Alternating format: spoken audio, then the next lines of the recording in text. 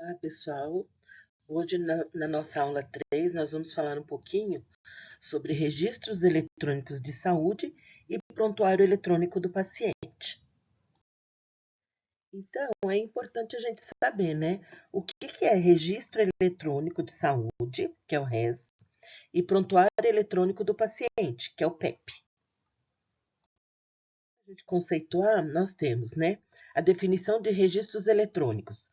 Registros eletrônicos nada mais é do que são sistemas digitais que armazenam dados clínicos do paciente. Então, esses registros podem ser de vários tipos de serviço, não é um serviço só. Então, pode ser dados clínicos, que a enfermagem registra, que o médico registra, que o farmacêutico registra e assim por diante. Pode ser laboratoriais, que é quando nós temos o resultado do paciente, nós temos um sistema que registra esses resultados de exames, resultados de raio-x, resultado de ultrassom, e também questões administrativas do paciente, a questão do faturamento, a questão se o paciente tem plano de saúde ou se ele é do Sistema Único de Saúde. Mesmo o Sistema Único de Saúde também tem seus registros específicos, porque o Sistema Único de Saúde também presta prestação de contas para o governo. Não é porque o governo ele passa o repasse de verbas do SUS e a instituição de saúde também tem que fazer prestação de contas, né? Qual outra questão? Nós temos a facilidade do acesso, né? Porque permite o acesso rápido e seguro das informações por qualquer profissional que está ali dentro daquela instituição. E o compartilhamento seguro dos dados, né? Garante o compartilhamento seguro e eficiente das informações entre todos os profissionais que trabalham ali naquela instituição de saúde. Então, isso acaba otimizando muito a questão do tempo, a questão da assistência, a questão do faturamento, a questão de compra de materiais. Então, o próprio almoxerifado também tem um registro eletrônico de material. À medida que aquele almoxerifado tem a saída daquele material, as pessoas conseguem saber, por exemplo, o departamento de compras, quantos tem no estoque. Então não precisa ficar mais indo lá perguntar ou telefonar. Automaticamente você sabe se você tinha lá 3 catéter venoso central, por exemplo. E aí, 2 foram solicitados, só tem um. Então, eu já estou com o meu estoque de segurança, já tenho que solicitar mais compra. E assim por diante, né? Isso que acaba sendo importante. Nós temos o que é o prontuário eletrônico do paciente, né? O prontuário é tudo que está relacionado à vida do paciente internado dentro de uma instituição de saúde. Então, o prontuário eletrônico ele centraliza informações. Ele detalha todo o histórico clínico, cirúrgico e todo o acompanhamento que aquele paciente faz dentro de um hospital. Se ele faz algum procedimento, se ele faz algum exame, então, se ele foi avaliado por outros especialistas, tudo isso, todas essas informações estão contidas no prontuário eletrônico do paciente. O que compõe esse prontuário, né? Inclui dados como diagnóstico, tratamento, exames, para um registro clínico completo e atualizado. Isso acaba sendo importante, né? Se ele é avaliado, por exemplo, por um psicólogo, se pediu uma interconsulta, de repente ele está numa clínica médica, pediu uma interconsulta do nefrologista, tem lá a avaliação do nefrologista, e assim por diante, né? Qual é o benefício desse acompanhamento, né? No acompanhamento? Permite um acompanhamento contínuo e integrado, porque qualquer profissional que abrir o prontuário eletrônico do paciente vai entender por que ele entrou e como está ainda a evolução dele durante a internação até a sua alta. Então, isso melhora a qualidade do cuidado, né? Se ele tem mais de uma internação, porque o prontuário eletrônico é único. Não é que toda vez que ele entra no hospital ele vai ter um prontuário diferente, não. O prontuário eletrônico do paciente, ele vira o acervo do paciente dentro daquela instituição, desde que ele busque a mesma instituição. Vamos colocar algumas diferenças entre a relação entre o registro de saúde, né? E o PEP, que é o prontuário eletrônico do paciente. Então, nós temos a questão que o RES, ele é mais abrangente. Ele acaba sendo um sistema mais amplo, que ele inclui várias situações. E o prontuário eletrônico, ele é específico, porque ele é específico das informações do paciente, né? Qual é a importância? Que haja integração com esses dois. Então, é uma integração eficiente entre o RES e o PEP, é essencial para o atendimento ágil e coordenado do paciente. Por exemplo, se o paciente tem lá o registro estruturado de saúde, tá? Aliás, registro eletrônico de saúde, Não falei para vocês que tinha dados do almoxerifado? De repente, aquele paciente interna é um paciente de plano de saúde e ele vai usar determinado material. Se não tiver essa conversa entre o que o paciente vai fazer e o que tem dentro do almoxerifado, o paciente fica sem ter o procedimento adequado, sem ter o material adequado para aquele procedimento. Por isso que é importante essa junção, esse compartilhamento de informações. Então, quais são os principais componentes de um sistema de registro eletrônico de saúde e do prontuário eletrônico do paciente, né? O módulo de entrada, né? Na verdade, esses módulos permitem a inserção eficiente e precisa das informações clínicas essenciais para os profissionais de saúde. Armazenamento seguro. O armazenamento protege os dados dos pacientes contra acessos não autorizados e perdas. Por isso que todo mundo tem que ter uma senha de acesso, é feito backup de todas essas informações, precisa ter essas informações em backup em nuvem agora, não só a nível de sistema, a nível de rede local.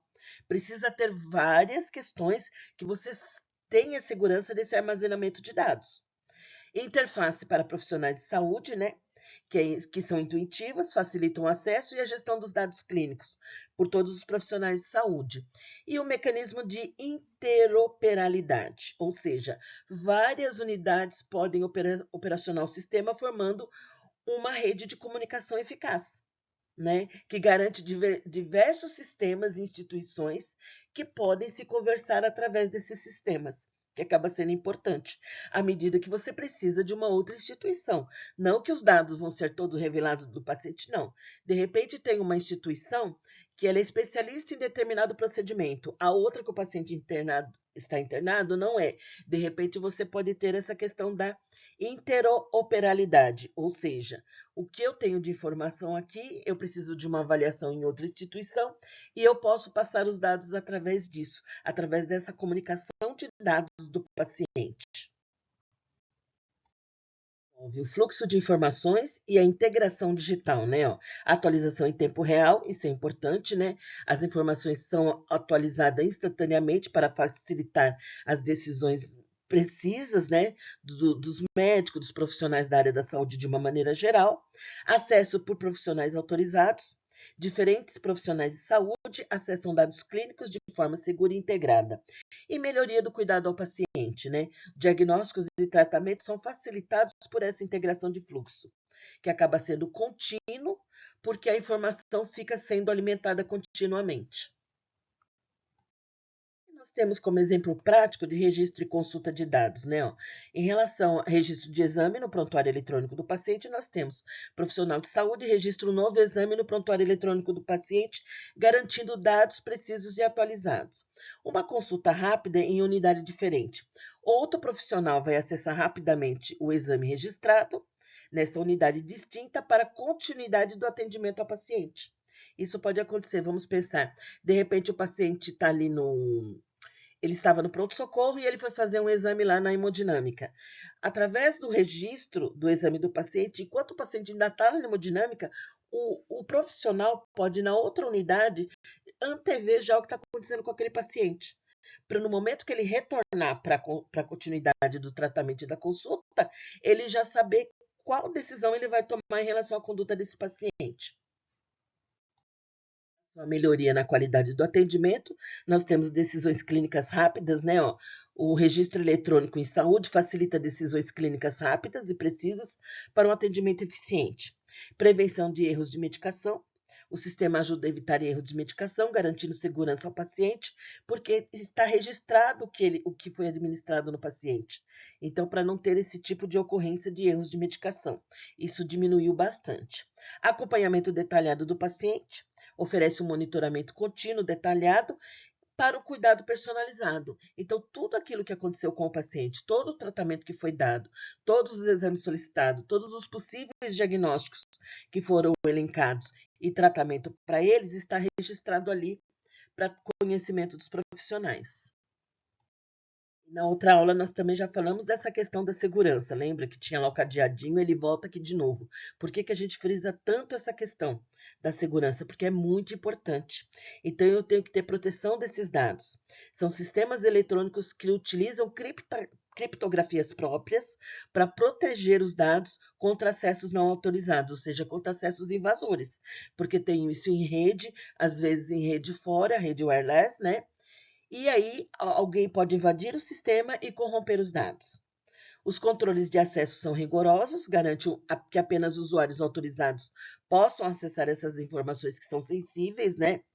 E o acesso multilocal, né? Facilita o acesso autorizado em muitos locais. Você pode acessar com a sua senha e login em várias unidades, por exemplo, do hospital, para saber alguma questão sobre o paciente, né? O que acaba acontecendo? Você acaba promovendo agilidade e segurança para o usuário, né? Porque você tem um atendimento mais ágil, mais eficaz e seguro para o paciente.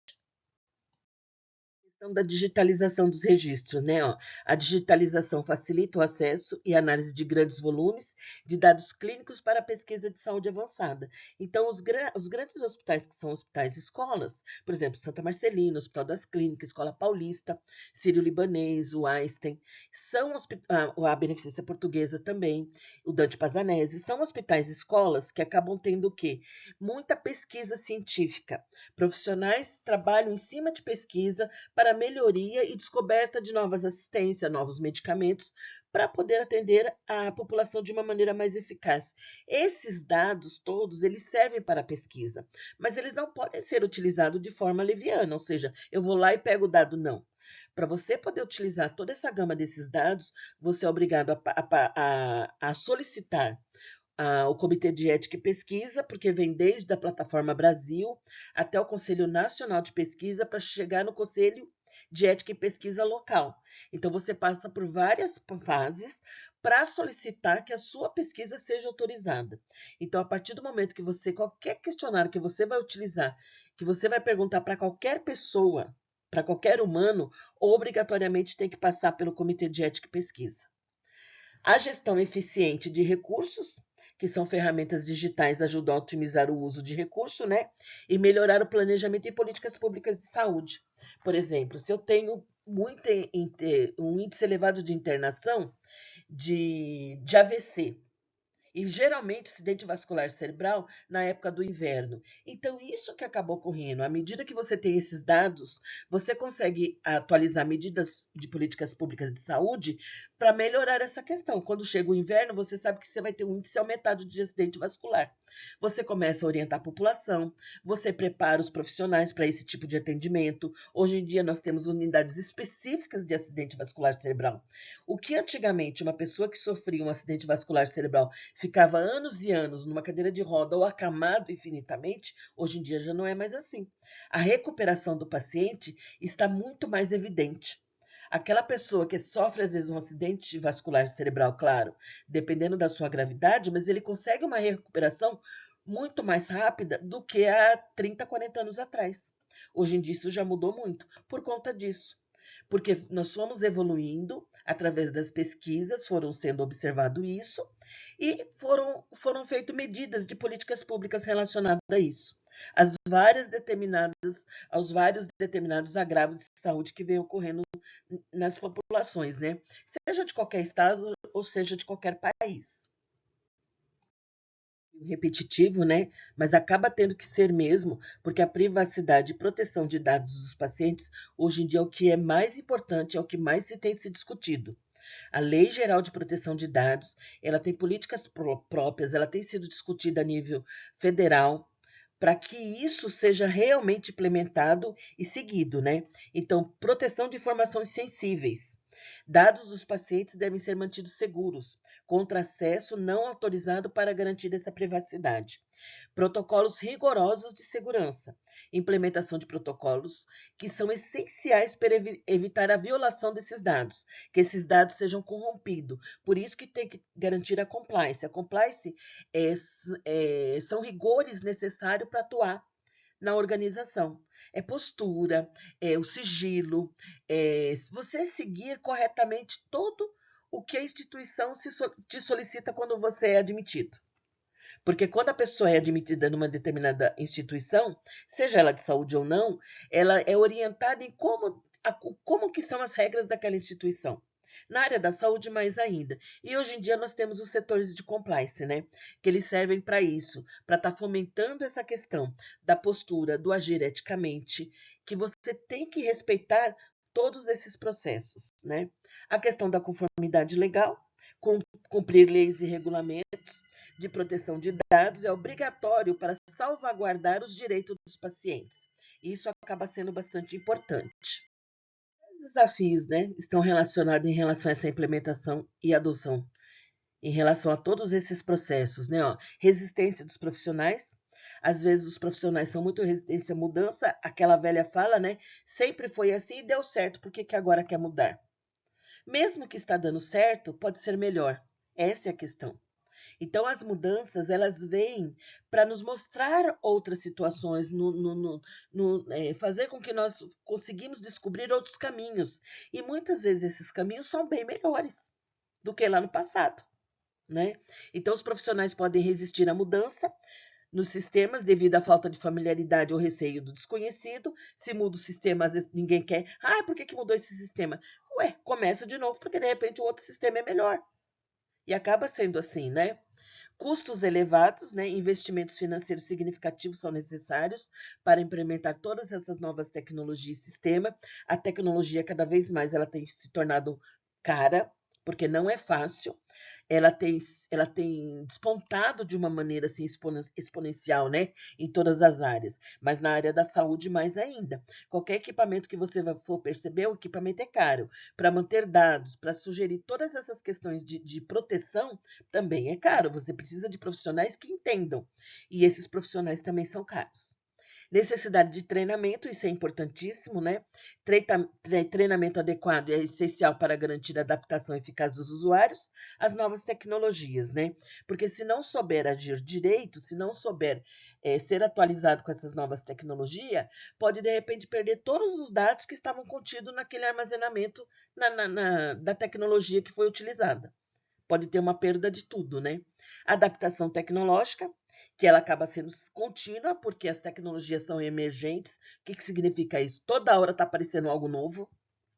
É crucial para o sucesso da implementação. Então, nós precisamos estar abertos a essas mudanças. Enquanto enfermeiros, profissionais da saúde, principalmente líderes de equipe, eu não posso virar e falar para a minha equipe, tá ruim mesmo, por que vai mudar? Não. Eu tenho que fomentar que a minha equipe queira essa mudança, que essa mudança será para melhor. Porque é isso que acaba acontecendo. Eu não posso ter uma liderança negativa em relação a isso. Eu tenho que ser uma pessoa visionária, uma pessoa que pensa na inovação, que acredita na inovação. E isso que se espera dos profissionais de hoje em diante.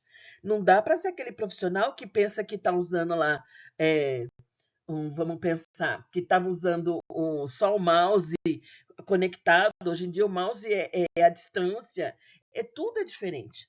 Então você tem que se adaptar a todas essas mudanças. Também existem os aspectos legais e regulamentações, né?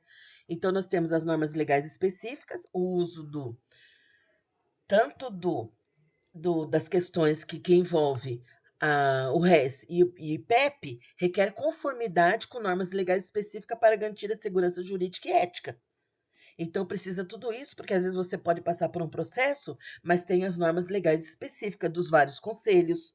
Então tudo isso é regulamentado, né? O registro eletrônico em saúde, o prontuário eletrônico do paciente tem normas específicas e legislação específica para serem utilizados e ser, assim, como se diz, dito para toda a população, né? Divulgado para toda a população. A proteção de dados pessoais. A legislação de proteção de dados pessoais é fundamental para proteger informações sensíveis no uso dos sistemas. De novo, Lei Geral de Proteção de Dados. Regulamentos na área da saúde.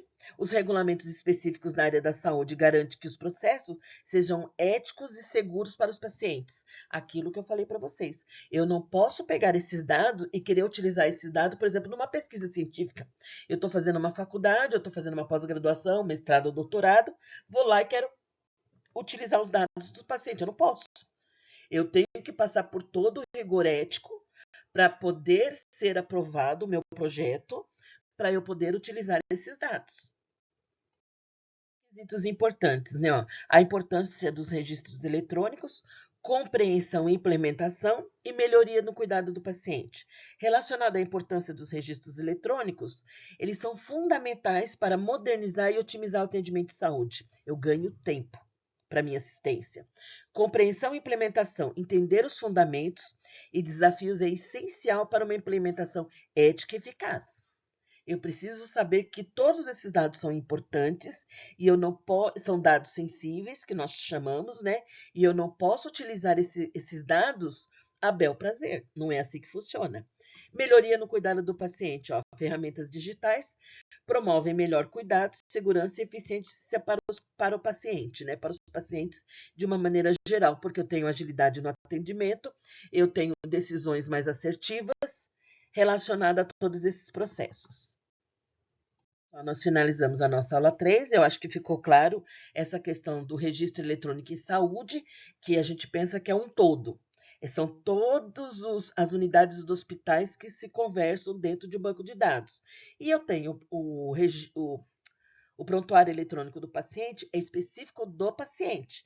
Então, todas aquelas outras unidades que escrevem dentro do prontuário eletrônico do paciente. Tá bom?